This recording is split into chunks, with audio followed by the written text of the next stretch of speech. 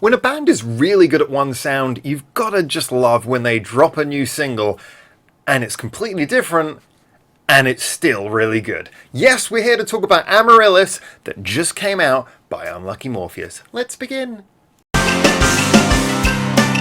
Hi everyone, welcome back to Japan, where, like I say, we're talking about Amaryllis that just came out by Unlucky Morpheus. I just watched the premiere, and I suddenly realised while we were watching it that the katakana name of the song, I was like, what does that mean? I looked it up.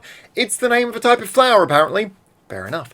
Anyway, I have to say, I was not expecting what I heard. This song came on, and it was really quite amazing. But let's get into breaking down why.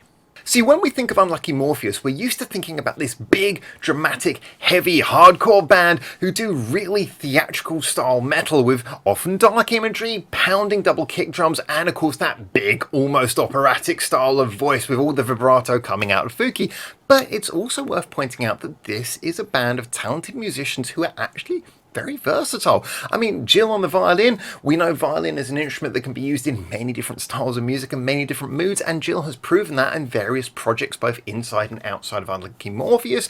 We know about Fuki's work with Doll's Box, Solo, she's kind of gets all over the place, and she's used her voice for many different styles as well, and that's not to speak of the rest of the band, who are also incredibly talented and have proven that they are able to do more than just one thing. And that's not to say that Unlucky Morpheus shouldn't revel in having such a great core sound that they're so good at doing. However, it is also worth noting that they can do many different things. So when you hear a song like this, it's a real pleasure to hear. To really describe what this song is, we need to look at how it differs from Unlucky Morpheus songs before. And this is not to say that Unlucky Morpheus don't have variation in their music, but this is a little bit of a standout change from their usual sort of singles, as was nicely highlighted by someone in the premiere chat on YouTube saying, "Where's the metal?" Yeah, just so you know, there's always one person like that. Great bands are capable of variation.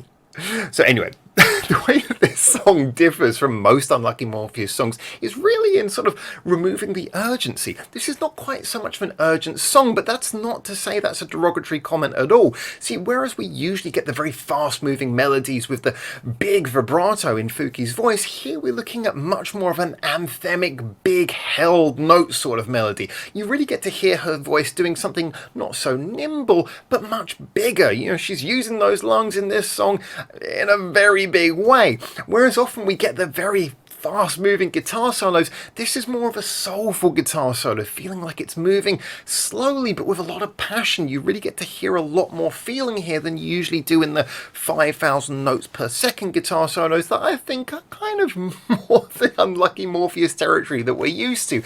And yes, the double kick drums that we're also used to hearing, those double kick drums kind of backed off to have something of a rhythm that is still very fast and charging, but here has a little bit more room for you to hear, shall we say, maybe a traditional style of rhythm. It's all variation, it's all different from, to a certain degree, what we're used to hearing from Unlucky Morpheus, but not in a bad way. It still manages to sound like an Unlucky Morpheus song, but here we're getting something which is not quite so urgent and is instead more of a sort of a rejoice sounding song.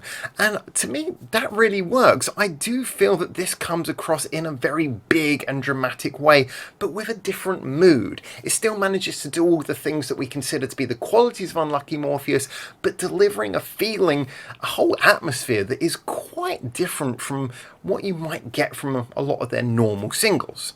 I have to give credit as well for the music video, because I think this is now the third song in a row that seems to have been filmed in the very same shoot, where basically they're standing on a green screen, everything behind them is dubbed in, the cameras all turn as they go, clearly the same director as well, and yet the three videos are quite distinctly different, and just the performance of the band is always so engaging visually. I mean, again, even though this song is not quite going for their usual sound, you can't take the performance out of performers like this, and they just really still ham it up and, you know, eat up the scenery as they usually do. Fuki arms waving everywhere, all of the poses, you know, standing with one foot on the guitar amp while doing the solo, all that kind of stuff is still there. So visually, again, this is a really cool video, but I like the fact this is kind of a bit more bright and colourful than the last two videos we had, like Welcome to Valhalla and the extremely long Mansion Blood Murders type name song as well. I really appreciate that they actually went for kind of a different visual style, but this, like the last two videos, is still engaging, and it's the same shoot. You can see it's the same video shoot. It's just like they did different backgrounds, and I like that. I thought that was cool. So in conclusion, what are we really left with here? Well, I'd say we're left with a song that proves that when you've got a band who are really good at doing one sound, who can embody it with so much flair and quality and just sort of a sense of fun, it doesn't mean that they can't do something different. Now, I'm not saying that they should abandon their core style. In fact, I'm looking forward to the next very Unlucky Morpheus song that we get from Unlucky Morpheus. However, this song just adds something interesting and different to their portfolio. It's still a song that sounds like Unlucky Morpheus, but it gives you something different to put amongst their usual songs. And, they do have variation in their playlist. I mean, Welcome to Valhalla was very different, as I pointed out at the time, from so many of the songs we'd heard from them before. And yet this is almost like a totally different mood. It's a different feeling. It's a song that you can play by Unlucky Morpheus in a kind of a different state of mind than you would listen to most of their other songs. And for me, that's something great. That just shows that you've got a band here who, they love what they do, they love their core sound, but they're capable of doing other things as well. And this was just, for me, a real joy.